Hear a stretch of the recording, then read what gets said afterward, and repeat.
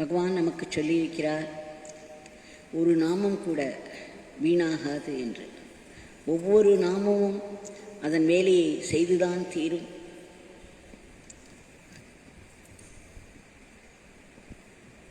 இது உண்மை என்பதால் நமக்கு அதன் மேல் நம்பிக்கை.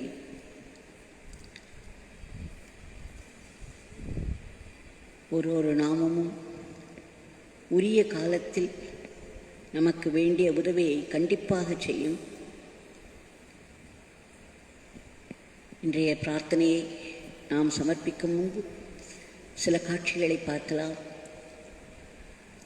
பகவானை பற்றி நினைத்தாலும் அவரை பற்றி பேசினாலும் அவருடைய லீலைகள், மற்றவர்களுக்கு அவர் செய்த லீலைகளை நாம் மனதில் கொண்டாடினாலும் பகவான் சொல்லியிருக்கிறார், அங்கு நான் இருப்பேன், அதுவே என்னுடைய ஆசிரமம், அதுவே என்னுடைய கோவில் என்று சொல்லியிருக்கிறார்.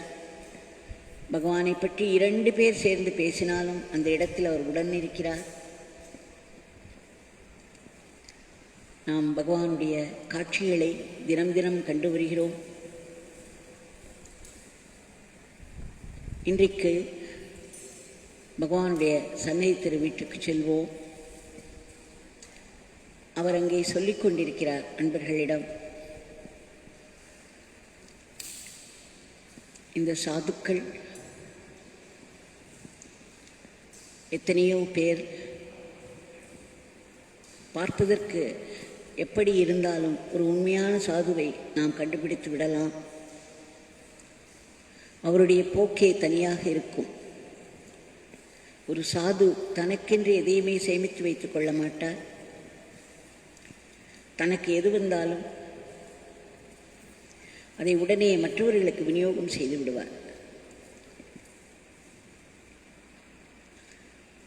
ஒரு இடத்தில் 3 நாட்களுக்கு மேல் அவர்கள் தங்கவும் கூடாது. தங்கினால் அந்த இடத்தில் ஒரு பற்று வந்துவிடும். பற்றுக பற்றற்றான் பற்றினை என்று சொல்லியிருக்கிறார்கள் அல்லவா? பற்றுக பற்று விடற்கு, உலகப்பற்றை விடுவதற்கு பற்றற்றவருடைய பற்றை நாம் பற்ற வேண்டும் என்று அவர் சொன்னார். இயற்கை நமக்கு எத்தனையோ வசதிகளை செய்து கொடுத்திருக்கிறது. நம்மை படைத்த கடவுள் நாம் சுவாசிப்பதற்கு காற்றை கொடுத்திருக்கிறார், நம்முடைய தாகத்திற்கு தண்ணீர் கொடுத்திருக்கிறார், நாம் சாப்பிடுவதற்கு உணவு பல வகைகளில் கொடுத்திருக்கிறார், கண்கள் கொடுத்திருக்கிறார், காதுகள் கொடுத்திருக்கிறார், பேசுவதற்கு வாய் கொடுத்திருக்கிறார், நடப்பதற்கு கால்களை கொடுத்திருக்கிறார், வெளிகள் நமக்கு வேண்டிய வசதிகளை செய்து கொள்வதற்கு நமக்கு கைகள் கொடுத்திருக்கிறார். இப்படி பகவான் எல்லாம் நமக்கு தந்திருக்கிறார். இயற்கை அதை மனமுவந்து நமக்கு கொண்டு வந்து தருகிறது. அப்பொழுது நாம் அதிலிருந்து எதை எடுத்துக்கொண்டாலும் அதற்கு வேண்டியதை நாம் திரும்பச் செய்துவிட வேண்டும். இல்லையென்றால் அதுவும் ஒரு கடனாகிவிடும். அன்பு என்ற பெயரில் மக்கள் பரிமாற்றம் செய்து கொண்டாலும், இயற்கை நமக்கு மனமுவந்து அளித்தாலும் நாம் அதை இறைவனுக்கு படைக்க வேண்டும். அதை எப்படியேனும் நம்மால் முடிந்ததை அதற்கு செய்துவிட வேண்டும் என்று சொல்லி கோம்திதாஸ் மகாராஜனுடைய ஒரு கதையை சொன்னார்.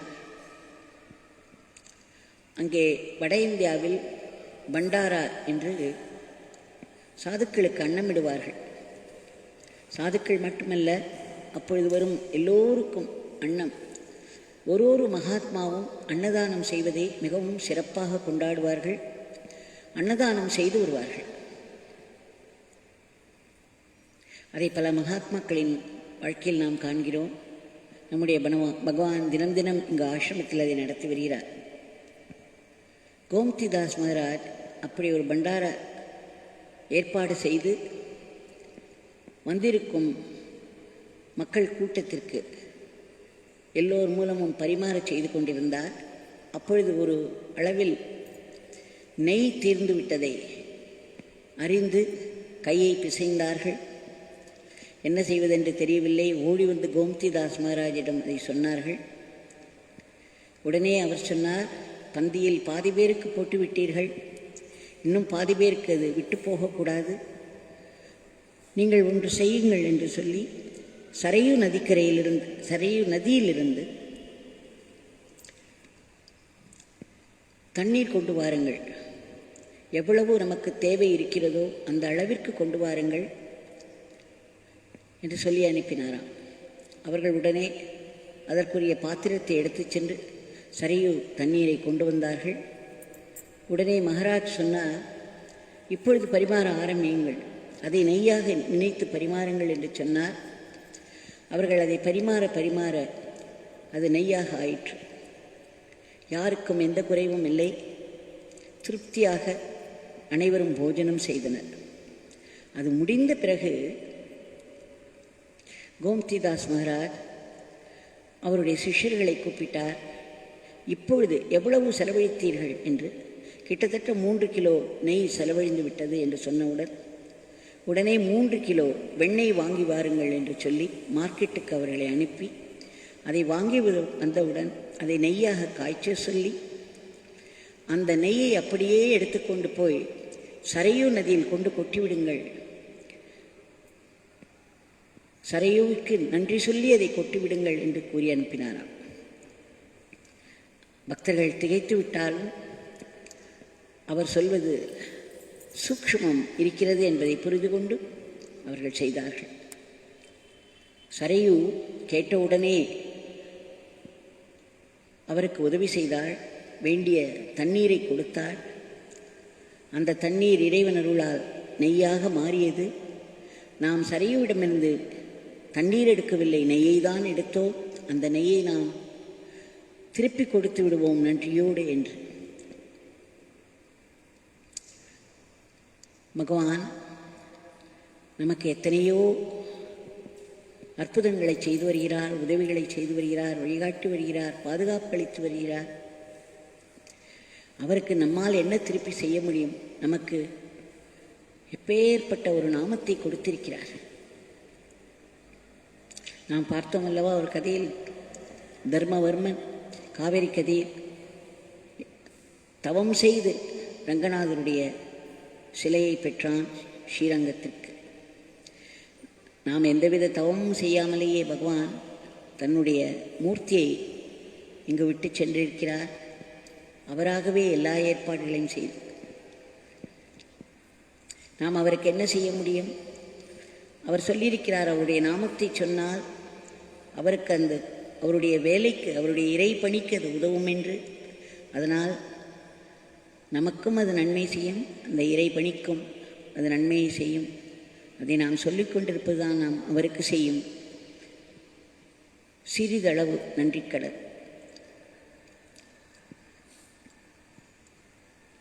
பவஹாரி பாபா என்று ஒருவர் இருந்தார். விவேகானந்தருக்கு மிகவும் இஷ்டமானவர். ஒருமுறை விவேகானந்தர் மிகவும் கலங்கி இருந்த சமயத்தில் பவஹாரி பாபாவை சென்று தரிசித்தார். அவருடைய தேஜஸும் அவர் இருந்த விதமும் ஸ்ரீ விவேகானந்தரை மிகவும் கவர்ந்தது. அவரிடம் தங்கிவிடலாம் என்று கூட அவருக்கு தோன்றியதாம். ஆனால் அப்பொழுது அவருடைய குருநாதர் ராமகிருஷ்ண பரமஹம்சருடைய காட்சி கிடைத்து, தான் ராமகிருஷ்ணருக்கு உரியவர் என்று விலகினாலும் அவர் பெரும் மதிப்பு வைத்திருந்தார் பவஹாரி பாபாவிற்கு. அவர் இமயமலையில் உலாவிக் கொண்டிருந்த சமயம் ஒரு ஆட்டிடையன் விவேகானந்தரை அழைத்து கொண்டு, இங்கே ஒரு மகா தேஜஸ்வி இருக்கிறார், வாருங்கள் என்னுடைய குருநாதரிடம் அழைத்துச் செல்கிறேன் என்று அழைத்துச் சென்றான். ஒரு சிறிய குகையில் ஒரு சாது உட்கார்ந்திருந்தார். அவர் மிகவும் தேஜஸ்வியாக இருந்தார். அவரிடம் சென்றவுடன் அவர் சொன்னார், என்னுடைய குருநாதர் பவஹாரி பாபா என்று சொல்லி, உங்களுக்கு தெரியுமா, பவஹாரி பாபா எப்பொழுதும் அன்னதானம் செய்து கொண்டே இருப்பார். அவர் இருக்கும் இடத்தில் ஒரு துளை போடுவார். அந்த துளையிலிருந்து அவர் பாத்திரங்களை எடுப்பார், வஸ்திரங்களை எல்லாம் எடுப்பார். உணவுப் பொருட்கள் வரும், அவைகளை வைத்து அவர் அத்தனை பேருக்கும் நாராயண சேவை செய்து வந்தார். ஒவ்வொருவரையும் நாராயணனாக கண்டு நாராயணனுக்கே அன்னமிடுவதாக நினைத்து அந்த பாவத்தில் அத்தனை பேருக்கும் அவர் உணவு வழங்கி வந்தார்.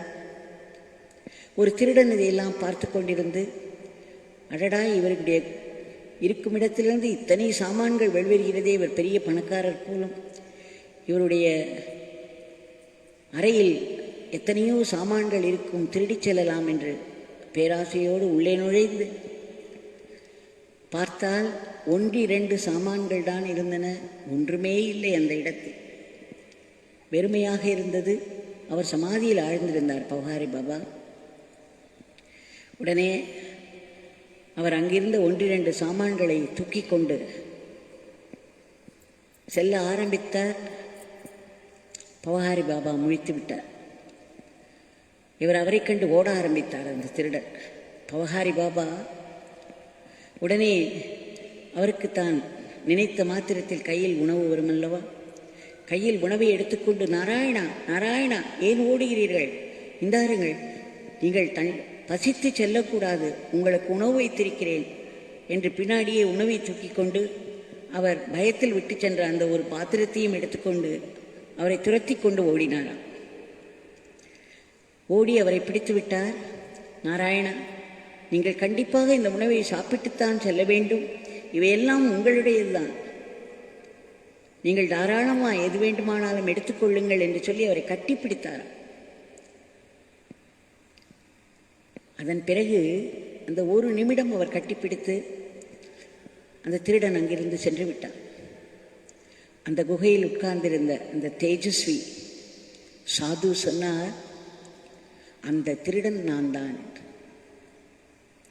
அந்த ஒரு நிமிட சத்சங்கம், பவஹாரி பாபாவினுடைய அந்த ஒரு நிமிட சத்சங்கம், அவர் கொடுத்த உணவு இன்றைக்கு என்னை இப்படி ஆக்கிவிட்டது. நான் கொடுமையானவனாக இருந்தேன், திருடையனுடைய தொழிலாக இருந்தது, இன்றைக்கு பாருங்கள், இதுவே சத்சங்கத்தின் பெருமை என்று சொன்னாராம். அவருடைய நாராயண சேவை ஒரு திருடனை ஒரு பெரிய தேஜஸ்வி சாதுவாக மாற்றிவிட்டது என்று விவேகானந்தர் இதை பற்றி எழுதியுள்ளார். சுவாமி ஒரு முறை பிரம்ம தீர்த்தம் அருணாச்சலேஸ்வரர் கோவில் அந்த குளக்கரையில் அமர்ந்திருந்த பொழுது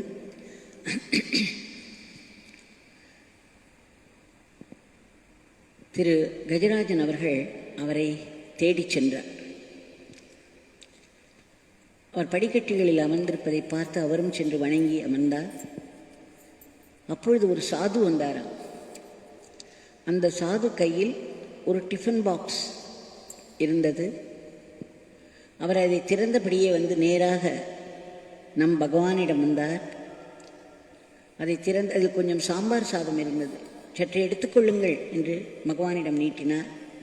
உடனே பகவான் அதிலிருந்து ஒரு சிறிதளவு எடுத்துக்கொண்டு வாயில் போட்டுக்கொண்டார். உடனே அவர் மறுபடியும் வற்புறுத்தி உபசரித்து இன்னும் சற்று எடுத்துக்கொள்ளுங்களேன் என்று கூறினாராம். பகவான் மறுபடியும் ஒரு கவளம் எடுத்துக்கொண்டார். பிறகு போதும், நீங்கள் சாப்பிடுங்கள் என்று சொல்லி அனுப்பிவிட்டார். உடனே அந்த சாது சற்று தூரம் சென்று ஓரிடத்தில் அமர்ந்து கொண்டார். அப்பொழுது அவர் கையில் சாப்பாடு இருப்பதை பார்த்து 2-3 காக்காக்கள் வர ஆரம்பித்து விட்டன. உடனே அவர் அந்த காக்காக்களுக்கு அன்னமிட்டு அவர் ஒரு கவளம் உண்பார். பிறகு அந்த காக்காக்களுக்கு அதற்குள் 2-3 காக்காக்கள் வந்துவிட்டன. அவைகளுக்கு போட்டுக்கொண்டே அவர் கொஞ்சம் கொஞ்சமாய் சாப்பிட்டு கொண்டிருந்தார். அதை பார்த்து கொண்டிருந்த 2 நாய்களும் ஓடி வந்து விட்டன. உடனே அந்த நாய்களுக்கு அன்னமிட்டார். பிறகு தான் ஒரு உருண்டை சாப்பிடுவார். அதில் இருந்ததே கொஞ்சம்தான். அதை முதலில் நம்முடைய பகவானுக்கு கொடுத்தார், காக்காவிற்கு போட்டார், நாய்களுக்கு போட்டார், நடுநடுவே தனக்கு கிடைத்ததை உண்டார். அதன் பிறகு சென்று அந்த டிஃபன் பாக்ஸை கழுவி மூடி வைத்து கொண்டு கிளம்பிவிட்டார். இது அத்தனையும் பகவான் பார்த்து கொண்டே இருந்து, பார்த்தீர்களா, எப்பேற்பட்ட சாது அவர்! இதுவே சாதுவினுடைய நற்குணம். இவர் ஒரு உண்மையான சாது. அவர்கள் கிடைத்தால் அதை சேகரித்து வைத்துக் கொள்ள மாட்டார்கள். அடுத்த வேளைக்கு உணவு வைத்துக்கொள்ள பழக்கம் இருக்காது. தங்களுக்கு எப்பொழுது கிடைக்கிறதோ அப்பொழுது அதை எடுப்பார்கள். அதை எடுத்து சாப்பிடும் பொழுதே அங்கு இருப்பவர்களுக்கு கொடுத்து தான் சாப்பிடுவார்கள். இவர் எப்படி எல்லா காக்கைகளுக்கும் நாய்களுக்கும் உணவிட்டு அதை கழுவி உடனே டக்கென்று கிளம்பிவிட்டார் பாருங்கள். இவருக்கு தனக்கு உணவு கிடைக்குமா கிடைக்காதா என்ற கவலை இல்லை. அடுத்த வேளைக்கு சேகரித்துக் கொள்ளும் பழக்கமில்லை. இதுவே ஒரு உண்மையான சாதுவின் இயல்பு என்று கூறி பகவான் அவரை பாராட்டினார் என்று சொல்கிறார். பகவான் ஒரு முறை அருணாச்சலேஸ்வர் கோவிலுக்கு சென்றார். அங்கு வாசலில் வரிசையாக சாதுக்களும் பிச்சைக்காரர்களும் அமர்ந்திருந்தார்கள். 2 வரிசைகளுக்கு நடுவே இடம் விட்டிருந்தனர். உடனே பகவான் அங்கு போய் அந்த 2 வரிசைகளுக்கு நடுவே நடந்து அங்கிருந்த ஒவ்வொரு பிச்சைக்காரரையும் ஒவ்வொரு சாதுவையும் ஆசீர்வதித்தார். அதன் பிறகு அவர் முதல் வரிசையில் அமர்ந்திருந்த அந்த சாதுக்களில் ஒரு முனையில் உட்கார்ந்து விட்டார். முதலாவதாய் உட்கார்ந்து விட்டார். நிறைய பேர் சென்றார்கள். பலருக்கு அவர் பகவான் என்று தெரியாது. அவரையும் அவருடைய தோற்றமும் அப்படி பிளண்டாகி இருந்தது. அங்கு இருக்கும் அந்த பிச்சைக்காரர்கள் சாதுக்களோடு. பலர் எல்லோருக்கும் காசு போட்டு செல்வது போல் இவருடைய கொட்டாங்கச்சிலும் சில காசுகள் விழுந்தன. இவரை பார்த்து சில உள்ளூர்காரர்கள் நமஸ்கரித்து மட்டும் சென்றார்கள். சிலர் அவரை நமஸ்கரித்து மற்றவர்களுக்கு ஏதேனும் காசு போட்டு சென்றார்கள். அப்பொழுது ஒருவர் வந்தார். அவர் ஒரு பெரிய மாலை, ஆப்பிள் பழங்கள், ரூபாய் நோட்டுகள் எல்லாம் எடுத்து வந்தார். அவர் அங்கு எதிர்பாராத விதமாக பகவான் அங்கு அமர்ந்திருப்பதை பார்த்து மிகவும் பெருமகிழ்ச்சி கொண்டு சாஷ்டாங்கமாய் நமஸ்காரம் செய்து பகவானுடைய கழுத்தில் மாலையிட்டு ஆப்பிள் பழங்களை சமர்ப்பித்து தன்னுடைய கொடுக்க வேண்டிய காணிக்கை பணத்தை அங்கே வைத்தாராம். உடனே பகவான் அவரை ஆசீர்வதித்து அங்கிருந்த பழங்களை அங்கிருக்கும் சாதுக்களுக்கும் பிச்சைக்காரர்களுக்கும் கொடுக்க சொல்லி அங்கு ரூபாய் நோட்டுகளையும் எல்லோருக்கும் விநியோகிக்க செய்தாராம். அதன் பிறகு சொன்னாராம், ஜஸ்டிஸ் வெங்கடசாமி, பார்த்தீர்களா இந்த சாதுக்களும் பிச்சைக்காரர்களும் எப்படி அமர்ந்திருக்கிறார்கள் என்று? இவர்கள் கையில் என்ன இருக்கிறது? ஒருவேளை சாப்பாட்டுக்கு கூட வழி இல்லாமல் இருக்கிறார்கள். அவர்கள் பசிக்கும் பொழுது சாப்பிடுவதற்கு என்ன செய்வார்கள்? பிச்சை எடுத்துதானே சாப்பிட வேண்டும். பிச்சைக்காரர்களை ஒழிக்க வேண்டும் என்று ஒரு ரூல் கொண்டு வந்திருக்கிறார்கள். எங்கே போவார்கள்? நம்முடைய வேத காலத்திலிருந்து பிச்சைக்காரர்கள் உண்டு. பெரிய பெரிய ரிஷிகள் எல்லாம் பிச்சைக்காரர்களாக இறந்துதான் உண்ணார்கள். பிச்சை எடுத்துதான் அவர்கள் உண்டார்கள். இதை நம் வேதம் அனுமதிக்கிறது. மற்ற மேலை நாடுகளில் செய்வது போல் இந்தியாவில் இந்த மாதிரியான விதிகளை எல்லாம் நாம் கொண்டு வரக்கூடாது. இந்திய நாட்டின் பாரம்பரியமே இந்த ரிஷிகள் தான். பிச்சைக்காரர்கள் வேடத்தில் உலவிக் கொண்டிருக்கும் அவர்கள் பெரும் நன்மையை செய்து கொண்டிருக்கிறார்கள். இந்த நாட்டை கட்டி காத்து கொண்டிருக்கிறார்கள். இந்த மாதிரியான ஒரு விதியை தாங்கள் கொண்டு வரக்கூடாது. இதற்கு நீங்கள் என்ன ஏற்பாடு செய்ய வேண்டுமோ அதற்கு முயற்சி எடுக்க வேண்டும். என் தந்தையின் அருள் என்று பலவிதமாக எடுத்துச் சொன்னார். அதன் பிறகு மறுபடியும் எழுந்து அங்கிருக்கும் சாதுக்களையும் பிச்சைக்காரர்களையும் ஆசீர்வதித்து ஜஸ்டிஸ் வெங்கட சுவாமியோடு நடந்து தன்னுடைய வீட்டிற்கு சென்று விட்டார். அப்பொழுதுதான் கஜராஜன் அவர்களுக்கு புரிந்தது, அந்த மாதிரியான ஒரு ரூல் வந்திருக்கிறது, அதனால் பகவான் அதற்கு வேண்டியவற்றை செய்து கொண்டிருக்கிறார் என்று. பகவான் சொல்லுவார், எத்தனையோ 1,00,000 பிச்சைக்காரர்களுக்கும் சாதுக்களுக்கும் உணவிட்டீர்களானால் அதில் ஒரு விவேகானந்தர் இருப்பார். அது உங்களை உய்வடையச் செய்யும், உங்களை மேல்நிலைக்கு கொண்டு சென்றுவிடும். நீங்கள் ஒருவேளை உணவு ஒரு பிச்சைக்காரனுக்கு கொடுப்பதனால் உங்களுடைய சொத்தை நீங்கள் இழந்து போவதில்லை. பிச்சைக்காரர்களும் பணக்காரர்கள் ஆகிவிட மாட்டார்கள். உங்களால் முடிந்ததை, எந்த ஒரு பிச்சைக்காரனை பார்த்தாலும் உங்களால் முடிந்ததை செய்யுங்கள். எந்த ரூபத்தில், எந்த பிச்சைக்காரர் ரூபத்தில் யார் இருக்கிறார் என்று சொல்ல முடியாது. நீங்கள் இந்த பழக்கத்தை வைத்துக் கொண்டிருந்தீர்களானால் ஒரு நாளைக்கு ஏதேனும் ஒரு மகாத்மா இந்த பிச்சைக்கார ரூபத்தில் வந்து உங்களிடமிருந்து பெற்றுக்கொண்டு உங்களை ஆசீர்வதிப்பார். Beggary should not be abolished in India. இல்லை என்றால் இந்திய நாட்டிற்கு பேரிழப்பு ஏற்படும் என்றே சொல்லியிருக்கிறார். பகவான் நமக்காக எப்படியெல்லாம் கஷ்டப்பட்டிருக்கிறார். 17 வருஷம் வீதிகளில் அலைந்து திரிந்தார். எல்லா மகாத்மாக்களும், பகவான் ரமண மகரிஷி அவரும் அவர் பிச்சை எடுப்பதை பற்றி கதைகள் இருக்கின்றன. ஒவ்வொருவரும் அப்படித்தான், அவர்கள் எதையும் சேமித்து வைப்பதில்லை. பப்பா ராமதாஸை பற்றி ஒரு சிறிய கதை உண்டு. அவர் தவம் செய்த காலத்தில் ஒரு குகையில் இருந்தபொழுது அவரிடம் ஒரு லோட்டா, ஒரு உலோகத்தில் ஒரு லோட்டா அவர் கூட இருந்த அந்த பையன் வைத்திருந்தார். அது மிகவும் பழசாகத்தான் இருந்தது.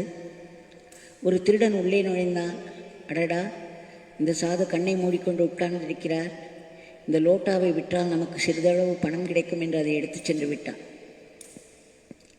சிறிது நேரத்தில் ஒருவர் வந்தார். அங்கு இந்த பழைய லோட்டாவை கூட காணுமே என்று உடனே போய் ஒரு புதிய லோட்டாவை வாங்கி கொண்டு வந்து அங்கு வைத்தார். கண்ணை முழித்த பாப்பா ராம்தாஸ் சொன்னார், ராம் கிவ்ஸ், ராம் டேக்ஸ்.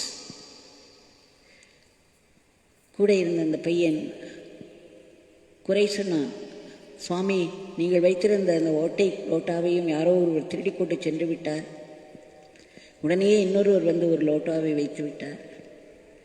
அவர் சொன்னார், திருடி கொண்டு சென்று விட்டார் என்றெல்லாம் சொல்லாதே, ராமன் எடுத்துக்கொண்டார், ராமன் திருப்பி கொடுக்கிறார் என்று.